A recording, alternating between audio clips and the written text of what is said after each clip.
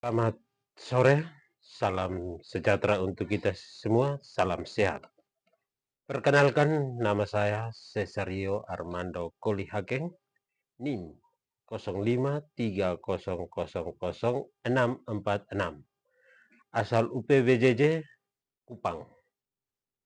Saya akan menjelaskan tugas mata kuliah logika.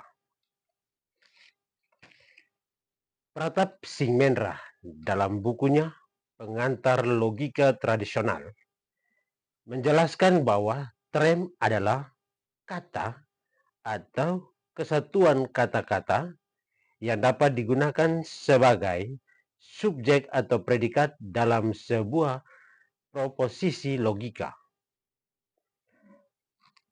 Kata atau kesatuan kata-kata yang tak mungkin dipergunakan sebagai subjek atau predikat dalam pengertian logika bukanlah merupakan sebuah trem. Jadi tidak semua kata dapat dianggap sebagai trem, meskipun setiap trem itu terdiri dari kata, sedangkan menurut Dr. Wib Pasporrojo, sarjana hukum, pengertian trem adalah pernyataan ide atau konsep dalam kata atau sejumlah kata. Pembagian trem sama dengan pembagian yang berlaku pada konsep atau ide. Manusia pada hakikatnya merupakan makhluk sosial, maka terdorong untuk mengungkapkan pikirannya. Oleh karena itu, digunakan tanda-tanda sebagai sarana penghubung. Trem pada hakikatnya terbagi menjadi banyak jenis. Saya akan menjelaskan 3 dari macam trem beserta contohnya. Yang pertama, ada trem singular. Dalam logika, trem singular adalah istilah untuk kata atau frasa yang merujuk pada satu individu atau objek atau kelompok tertentu, dan tidak pada keseluruhannya atau sebagiannya dari kelompok tersebut. Singkatnya, ini trem yang merujuk pada suatu yang unik atau spesifik. Contohnya, buku merujuk pada satu buku. Yang berikut, jenis trem yang berikut adalah trem general. Trem general adalah kata umum yang merujuk pada sekelompok objek atau konsep. Contohnya, hewan. Hewan adalah trem general karena bisa mencakup kucing, anjing, gajah, burung, dan lain-lain. Atau contoh berikutnya adalah makanan. Makanan adalah trem general karena mencakup nasi, roti, buah-buahan, daging, dan lain-lain. Trem berikut, trem ketiga adalah trem partikular. Trem partikular adalah kata yang merujuk pada objek atau konsep tertentu. Contohnya, anjingku merujuk pada anjing milik seseorang, atau bungaku merujuk pada bunga milik seseorang. Yang kedua,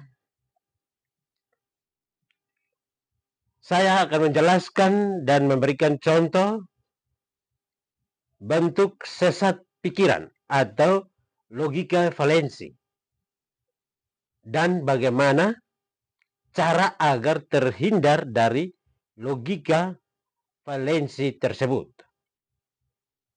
Logika valensi atau kesalahan logika adalah kesalahan dalam berpikir atau penalaran yang mengarah pada argumen yang tidak valid atau yang tidak masuk akal. Ketika seseorang menggunakan logika valensi, meskipun mungkin argumennya terdengar meyakinkan atau memiliki beberapa elemen kebenaran, kesimpulannya tetap salah karena ada kelemahan dalam cara berpikir yang digunakan. Kesalahan ini bisa terjadi dalam berbagai bentuk, mulai dari penyederhanaan yang berlebihan hingga kesalahan dalam menarik kesimpulan. Logika valensi adalah kesalahan dalam penalaran atau argumen yang dapat menyesatkan. Contohnya adalah argumen ad hominem yang terjadi ketika seseorang lebih cenderung menyerang karakter lawan argumennya daripada argumen itu sendiri. Salah satu contoh, Mawar mengatakan bahwa saya berpikir pemerintah seharusnya meningkatkan anggaran pendidikan agar kualitas sumber daya manusia bisa meningkat. Kemudian Putri menjawab, kamu ngomong begitu karena kamu cuma lulusan SMA. Apa yang kamu tahu tentang atau soal pendidikan? Dari contoh ini, Putri tidak membantah argumen Mawar dengan data atau alasan yang relevan, melainkan menyerang latar belakang dari pribadi Mawar untuk melemahkan pendapatnya. Ini adalah bentuk klasik dari kekeliruan ad hominem. Kemudian, cara menghindar dari logika valensi. Untuk menghindari logika valensi, penting untuk kita dengar bahwa cara yang pertama adalah memeriksa argumen secara kritis dan logis. Yang dimaksud dengan memeriksa argumen secara kritis dan logis adalah memeriksa argumen secara kritis dan logis berarti mengevaluasi argumen dengan hati-hati, mencari kebenaran dan ketidaksesuaian, serta memastikan bahwa argumen tersebut didukung oleh bukti atau data penalaran yang kuat. Cara yang kedua adalah menghindari penilaian berdasarkan emosi dan prasangka. Menghindari penilaian berdasarkan emosi dan prasangka adalah usaha untuk tidak menilai seseorang atau situasi dengan cepat dan tanpa mempertimbangkan fakta-fakta yang ada. Ini melibatkan kesadaran diri terhadap bias pribadi dan upaya untuk melihat sesuai dengan objektif. Cara yang ketiga adalah mencari bukti yang mendukung argumen. Mencari data, fakta, dan informasi yang relevan untuk menguatkan klaim atau posisi yang diungkapkan dalam argumen. Bukti ini dapat berupa statistik,